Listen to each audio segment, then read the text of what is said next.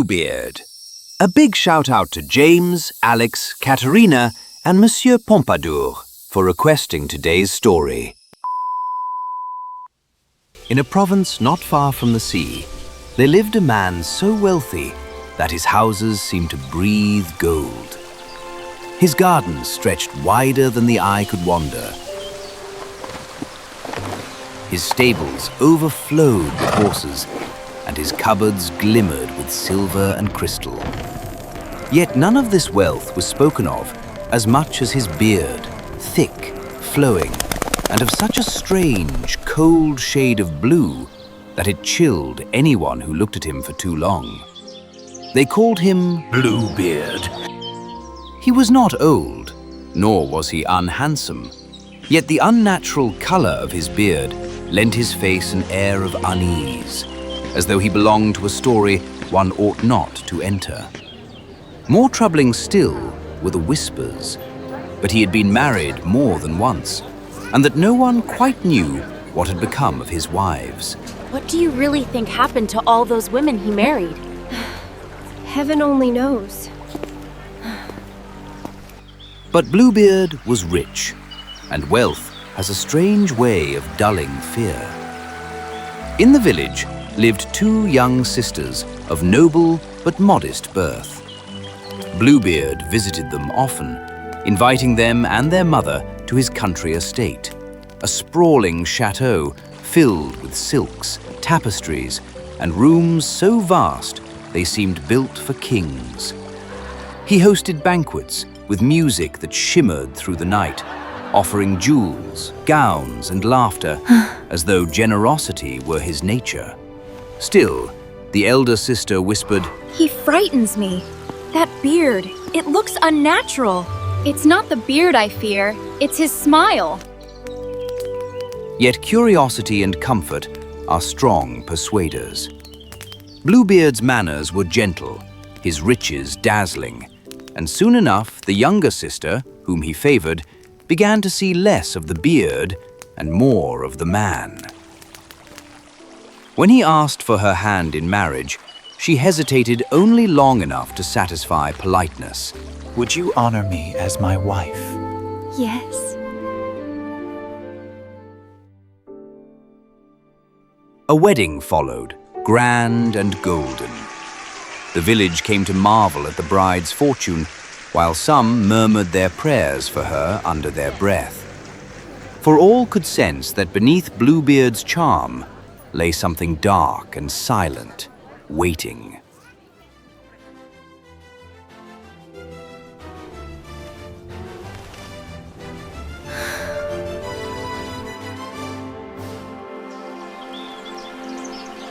For several weeks after the wedding, life seemed touched by paradise. Bluebeard's new wife was treated with every kindness. Her husband's voice was soft, his eyes affectionate, his gifts endless.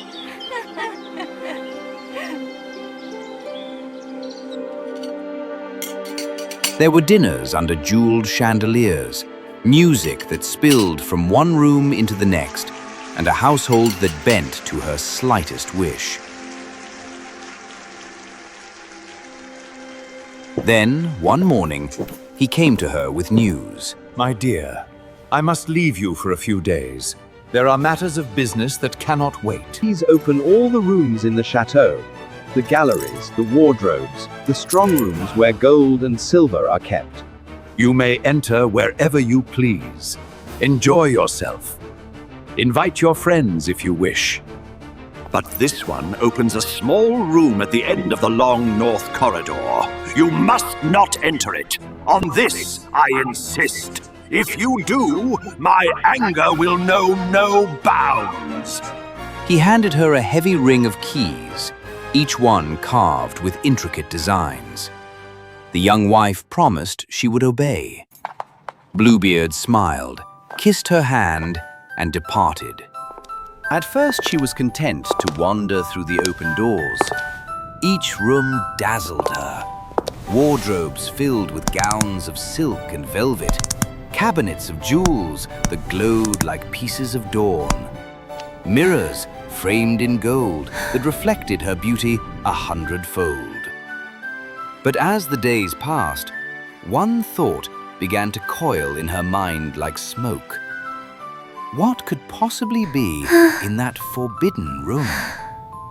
The more she tried to ignore it, the more the door seemed to whisper her name. One afternoon, when sunlight fell in long beams through the windows and the house was silent, she took the golden key and walked down the corridor. The last door stood small and plain, out of place among all the splendor. Her hand trembled as she fit the golden key into the lock. The door opened with a slow sigh. Inside, she saw what no heart can prepare for.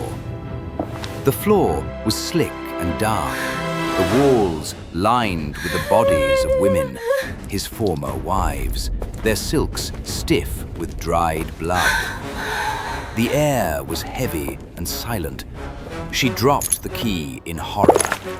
It clinked against the stones and landed in a pool of blood. When she picked it up, she found that the stain would not wash away. No matter how she rubbed or wept, the mark remained deep, red, and accusing. That very evening, Bluebeard returned. His wife hurried to greet him, forcing a smile, her heart pounding as she prayed he would not notice the missing sheen of one small key. You have been well, my dear. May I have my keys? She handed them over, one by one, her palms sweating. As he examined the golden key, his eyes hardened. Why is this key stained? Her lips parted, but no words came. He turned towards her, his face now carved with fury. You went into the forbidden room. Forgive me, please. It was only curiosity, a moment's weakness. Prepare yourself. You will die by morning. That night, she lay trembling in her chamber, the key still in her hand like a shard of guilt. Her sister Anne had come to stay for a few days. Sister, are you awake? Now she whispered through the door, telling her everything. He knows. He will kill me at dawn. Go to the tower and watch for our brothers. I will watch. Hold fast, sister. At sunrise, the young wife knelt in her chamber, praying as she listened to the echo of Bluebeard's boots pacing below. Each step felt like the tolling of a clock, counting down her last moments. From the tower, Anne called out, "I see nothing, sister." Time dragged forward like a wound. Will they never come? Bluebeard's voice thundered from below. Wife, come down. The sound of Bluebeard's footsteps drew nearer. Her sister's voice floated down again. I see dust. Something in the distance. Once more, wife. Are you ready? Just a moment. Just a moment to pray. If you do not come down at once, I will drag you by your hair. Bluebeard's hand struck the door. She fell to the floor, sobbing, whispering one last prayer that time would bend, that her brother's horses would fly. Then Anne's voice rang out like a bell. They are coming, sister. 2 riders, our brothers. They are galloping fast. But Bluebeard was already upon her. Your time is done. Please, only one moment to pray. Pray, if you must, but make it brief. She dropped to her knees, her tears falling fast, her heart hammering like a trapped bird. Then a sound split the air. The pounding of hooves, the crash of the gates. Bluebeard turned toward the noise, just as two men stormed through the doorway. The young wife's brothers, swords drawn, faces set with wrath. The fight was short but fierce. Bluebeard was strong, but rage and guilt had made him clumsy. The brothers struck him down where he stood. His blade fell first, then his body, and at last his monstrous head, the beard still bright as frost, rolled upon the floor. When silence finally returned, the young wife stood trembling, unable to believe she was still alive. Her brothers embraced her, her sister wept, and the servants crept out from their hiding places, whispering blessings and prayers. They buried Bluebeard without ceremony, for there was no priest who would speak his name. His estates, vast and gleaming, now belonged to the woman who had dared open the forbidden door. For a time, she lived quietly, haunted by what she had seen.